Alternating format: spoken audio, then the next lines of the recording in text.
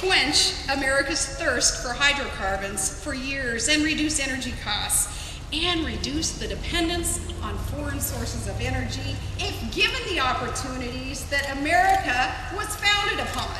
Remember, that was the exploration and the innovation and the production and the hard work. Now, we have opportunity to secure America's economy and our homeland. And again, I think providentially, this is what Seward had in mind all those years ago.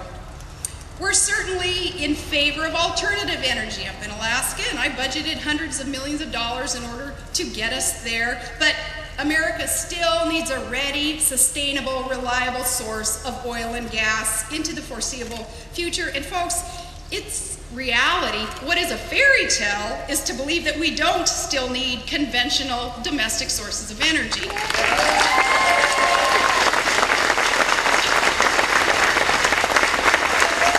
a solid majority of Alaskans want the development. We want the drilling. More than 70% of Alaskans say, yes, we want this to happen, including in ANWR. Maybe you guys don't get that sense from Alaska back here through the media or whomever. However, you're told that Alaskans don't want that development. We want it, and we want drilling in ANWR. And we know that we can do it responsibly because we have proven so. And my administration takes extra steps to ensure that responsible development. We have fought government and industry corruption and environmental lacks to ensure responsible, safe, ethical oil and gas development. But drilling seems to be such a sensitive issue right now. It's a political one that many don't want to take on because it's not an easy issue, even though the choice really is quite clear. You can provide jobs and energy independence and national security by drilling in your sister state, or you send jobs and you send our money to foreign countries, asking them to ramp up production of energy sources so that we can import it. Some of these countries not necessarily liking America. That is the choice. And a little perspective here. If you pick a flower, not literally, I don't want to get in trouble for asking to pick, but if you pick a flower in this beautiful garden, any flower, what you're going to see is, considering in relationship to all the land here at the Seward House, that flower, it's about the size of the ANWR drilling footprint when you consider the vastness of all of Alaska. That's the perspective.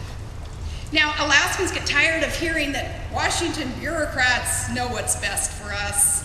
So we push and we fight and we challenge decisions made inside the Beltway when they're not in the country's best interest. And we know decisions being made lately we believe are not in the nation's best interest, not when they can't lead us to energy independence.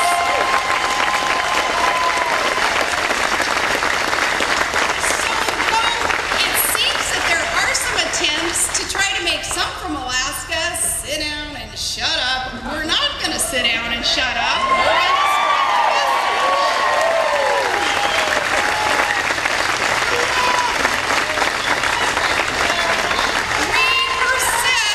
We persist because as Alaskans, we are independent thinkers who, like Central New Yorkers, we seek to do what is right, not what is just easy.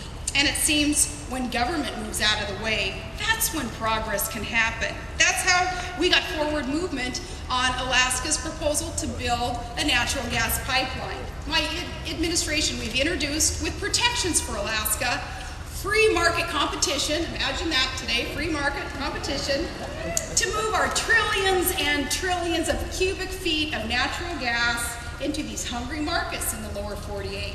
We continue to see great progress on this project, and this is North America's largest private sector infrastructure project in history.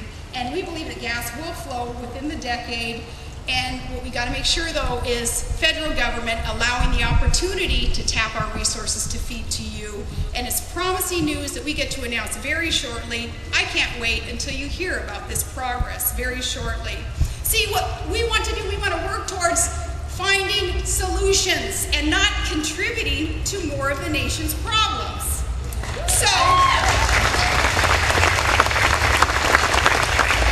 I'll quickly tell you some other things that have happened up there in that state that Seward was wise enough to purchase.